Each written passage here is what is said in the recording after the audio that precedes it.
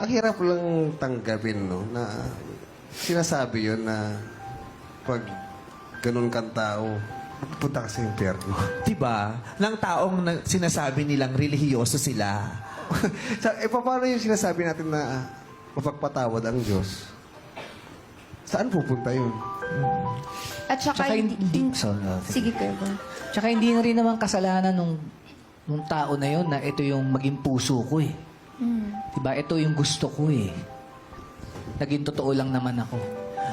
All religions are coming from love and empathy and sympathy and compassion and kindness and respect.